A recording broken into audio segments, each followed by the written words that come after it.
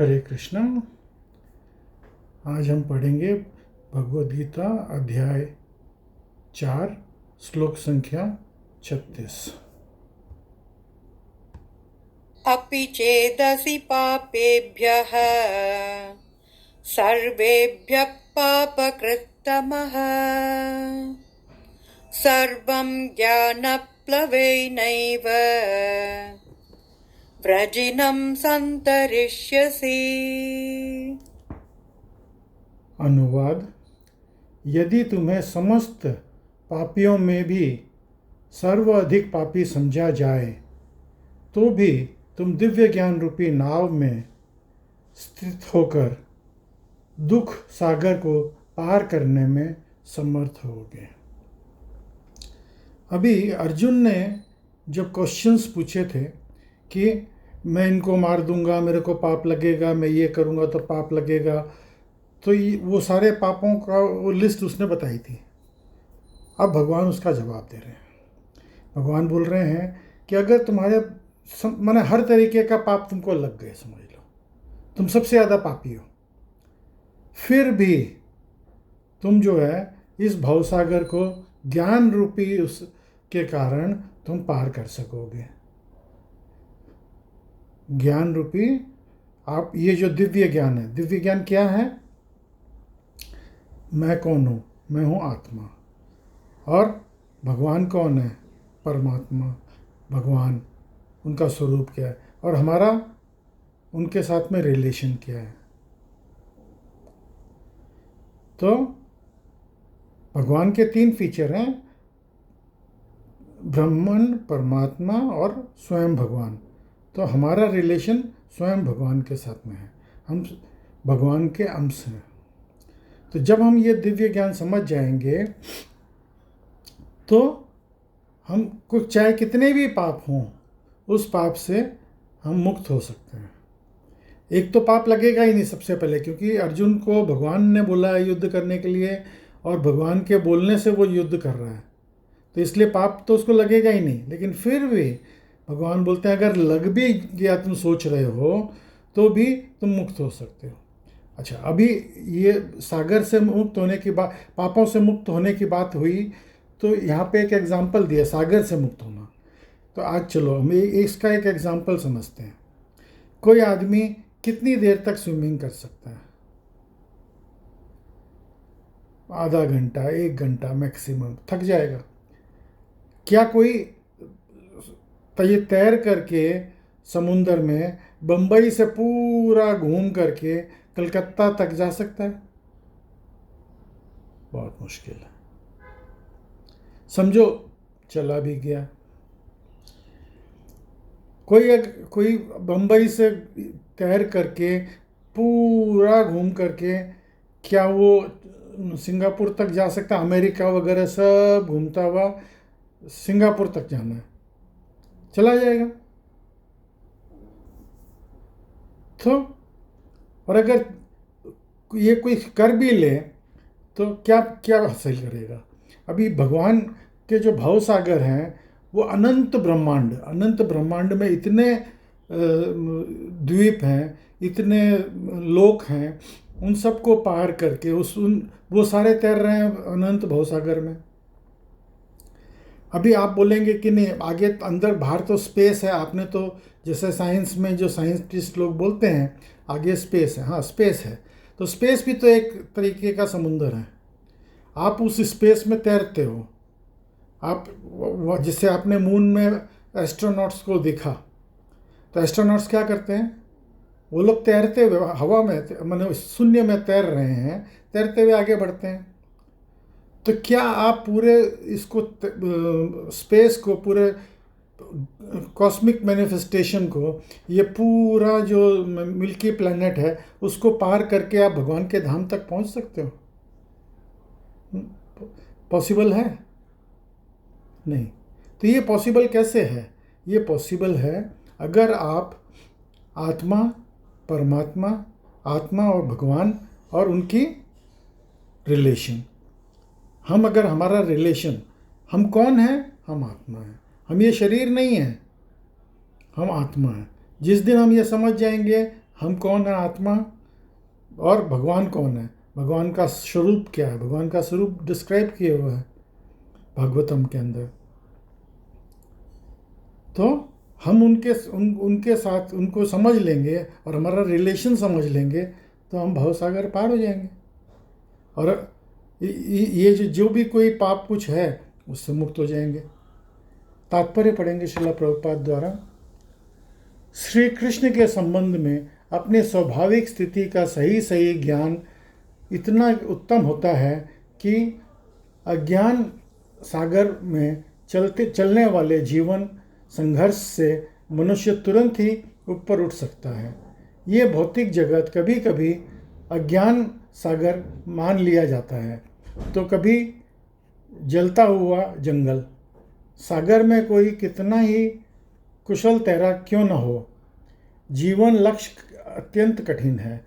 यदि कोई संघर्ष तैरने वाले को आगे बढ़ाकर समुद्र से निकालकर हाथ लेता है तो वो सबसे बड़ा रक्षक है। हाँ, अब जैसे अगर आप कोई समुद्र में डूब रहे हो, आप समझो पैसिफिक ओशियन के बीच में, जहाँ पे 400 किलोमीटर इधर भी लैंड है, 400 किलोमीटर उधर ज़मीन है। अभी आप बीच में हो, आपकी नौका टूट गई, आप डूब रहे हो, अगर तो आप क्या करोगे? उससे निकलने के लिए कोई आपको, जब तक कोई हाथ देगा, कोई आपको बाहर से आकर के कोई दूसरी शिप आपको रेस्क्यू करेगी, उसके बिना तो आप बच नहीं सकते हो। तो ये बचने का मार्ग क्या है? ज्ञान योग। इस भवसागर से निकलने का मार्ग क्या है? ज्ञान योग। भगवान से प्राप्त प्रार्थनापूर्ण युक्ति का पथ है, यही भगवान का पथ है। कृष्ण भावनामृत की नाव अत्यंत सुगम है, किंतु सभी के साथ साथ अत्यंत उद्दान है भी। ये बहुत आसान है। तो जो भक्ति है वो बहुत आसान है। कल ही मैंने बताया था कि आप माला करो और बच जाओ। अगला श्लोक पढ़ेंगे। यथैतांसि समिद्धोऽग्निः भस्मसात् कुरुतेऽर्जुन ज्ञानाग्नि सर्वकर्माणि भस्मसात् कुरुते तथा। अनुवाद: जैसे प्रज्वलित अग्नि ईंधन को भस्म कर देती है, उसी तरह से अर्जुन ज्ञान रूपी अग्नि भौतिक कर्मों के समस्त फलों को जला डालती है। अभी अगर जंगल में आग लग जाए तो वो सारे पेड़ों को जला देगी, वहाँ पे समतल जमीन हो जाएगा। लेकिन अग्नि जो है वो उसके जो जड़ है उसको तो जलाएगी नहीं। तो वो जड़ जो है वापस से वर्षा होएगी तो फिर से वहाँ पे पेड़ उत्पन्न हो जाएंगे उस जड़ में से। तो ये इसी तरह से हम जो पाप करते हैं, हमारी पाप की जो प्रवृत्ति है वो कैसे ख़त्म होएगी? हम कुछ कृत्रिम करके हम थोड़े दिन के लिए पाप करना बंद कर दें, लेकिन फिर से वही पाप करने की इच्छा हो जाएगी और हम फिर से पाप करने लग जाएंगे। क्योंकि इंद्रियां जो है वो तो बहुत प्रबल है। इस इंद्रियों को रोकने के लिए हमको क्या करना होगा? इस इंद्रियों को रोकने के लिए हमें उसको प्रॉपरली भगवान की भक्ति में लगाना होगा। यही तो ज्ञान योग है कि इंद्रियों को किस तरह से हम कंट्रोल कर सकें। इंद्रियों को हम बिल्कुल बंद नहीं कर सकते, लेकिन उनको हम मोड़ सकते हैं, मोड़ करके भगवान की भक्ति की तरफ। जैसे हमको खाने की इच्छा होएगी, हम खाना खाएंगे, तो क्या खाना है? भगवान का प्रसाद। जो भी चीज़ हम भगवान को भोग लगा सकते हैं, पत्रम पुष्पम फलम तोयम, वो भगवान को भोग लगाओ। भोग लगा करके आप उसका प्रसाद आप पाओ, तो आपके जीवा का काम हो गया। नाक जो है अच्छी अच्छी चीज़ें सूंघने की मन करता है, बहुत अच्छी बात है।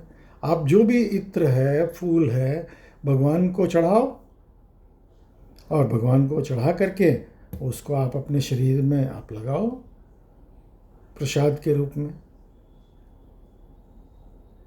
आपको अच्छी अच्छी चीज़ें देखने का मन करता है, बहुत अच्छी बात है।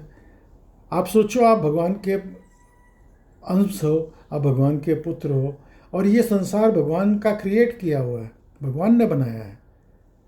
तो हम उसको अगर हम वहाँ देखने के लिए जाते हैं, घूमने के लिए जाते हैं, बहुत अच्छी बात है, ठीक है, भगवान का किया हुआ है, हम उसको देखने के लिए जा रहे हैं, भगवान का किया हुआ है।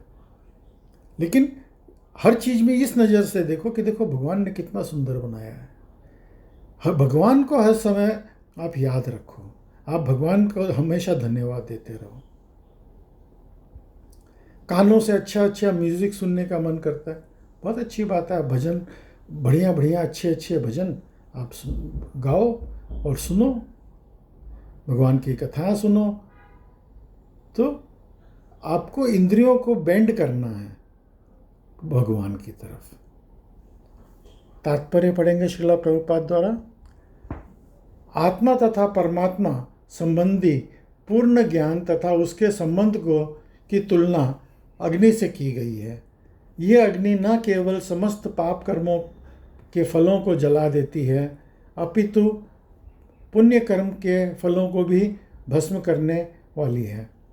कर्मफल ही कई अवस्था है, शुभारंभ, बीज, संचित आदि, किंतु जीव के स्वरूप का ज्ञान होना तो सब कुछ भस्म हो जाता है।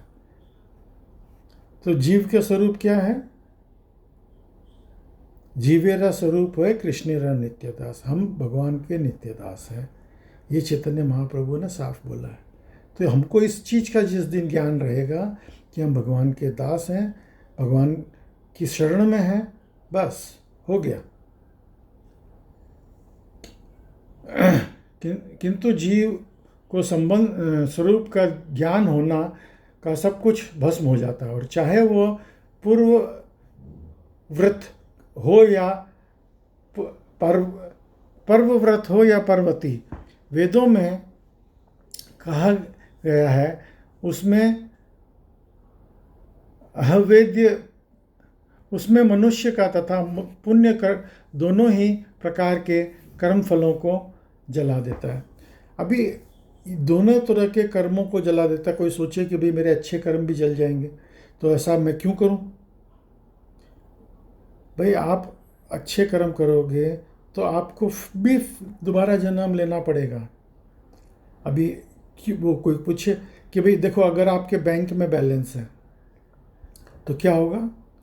आपकी मृत्यु हो गई तो वो पैसा किसको मिलेगा?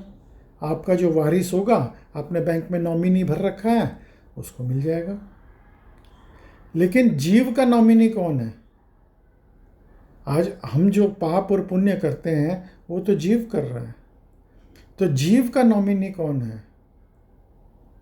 क्या आपका पुत्र आपके जीव का नॉमिनी है? नहीं, वो भी एक अलग जीव है।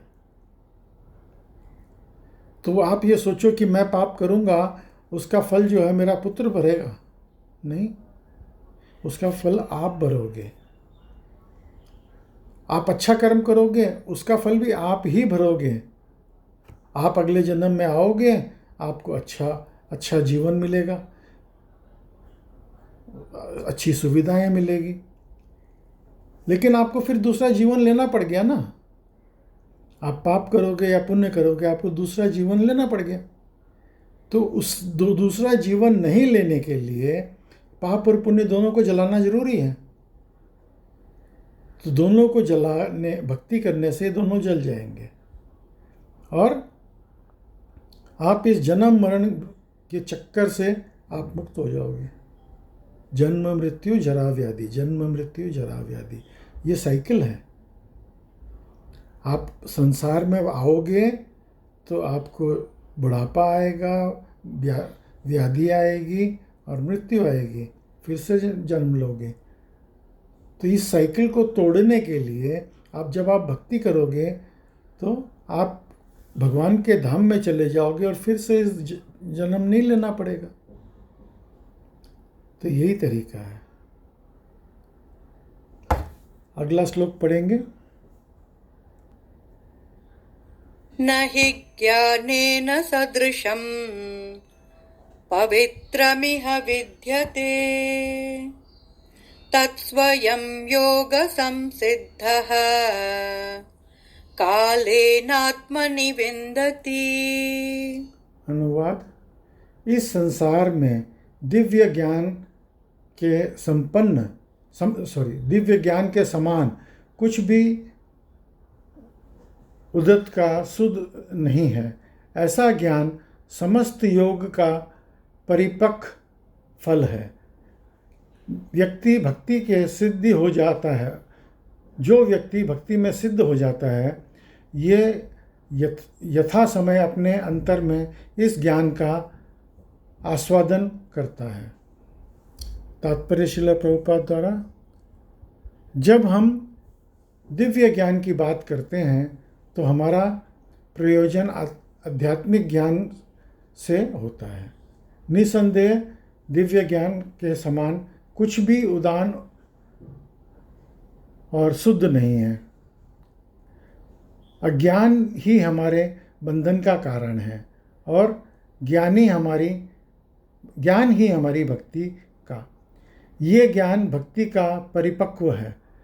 जब कोई दिव्य ज्ञान की अवस्था प्राप्त कर लेता है तो उसे अन्यत्र शांति खोजने की आवश्यकता नहीं रहती, क्योंकि वो मन ही मन शांति का आनंद लेता रहता है। दूसरे शब्दों में ज्ञान तथा शांति की पर्यवसान कृष्ण भावनामृत में होता है। भगवद गीता के संदेश की यही चरम परिणति है। तो दिव्य ज्ञान जो ये यहाँ पे संसार में भौतिक ज्ञान है, वो तो ज्ञान भौतिक ज्ञान है, वो दिव्य ज्ञान नहीं है। दिव्य ज्ञान क्या है?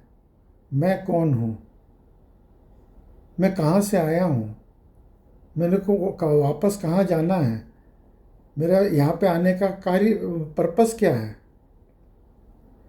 ये दिव्य ज्ञान है। हमने जन्म क्यों लिया, इस जन्म के पहले हम कहाँ थे, हम क्या कर रहे थे, और हमारा आखिरी गंतव्य क्या है, ये दिव्य ज्ञान है। जिस दिन हम ये आत्म साक्षात्कार कर लेंगे, तो यही आत्म साक्षात्कार का साइंस है, जो कि जिसको हम जान लेंगे तो हमको बाकी और सब किसी चीज़ में रुचि नहीं रह जाएगी। जैसे अगर आपको एक प्लेट में हलवा पूड़ी बढ़िया खाना मिल गया, आपकी पसंद का, पिज़्ज़ा पास्ता जो भी आपको पसंद है वो भोजन आपको मिल गया, और दूसरे कोई आदमी आकर के आपको सूखी रोटी वगैरह दे रहा है, तो आप लोगे? बोले अरे यार छोड़ो ना, ये मेरे पास बढ़िया चीज़ है। तो उसी तरह से जब आपके पास में ये दिव्य ज्ञान मिल जाएगा, भक्ति का ज्ञान, तो उसके बाद में आपको दूसरी चीज़ों में इंटरेस्ट ही नहीं रहेगा। आपकी जो इंद्रियां हैं वो अपने आप ही उसको रिजेक्ट कर देगी। मतलब नहीं, मेरे पास जो है वो बढ़िया है, मेरे पास जो है वो अच्छा है, आपका ये सब स्टैंडर्ड चीज़ मेरे को नहीं चाहिए। तो यही दिव्य ज्ञान है, और इसको प्राप्त करके हमको भगवान के धाम में वापस जाना है। तो आज आप लोग सबको इस क्लास में सम्मिलित हुए, उसके लिए बहुत बहुत धन्यवाद। हरे कृष्णा।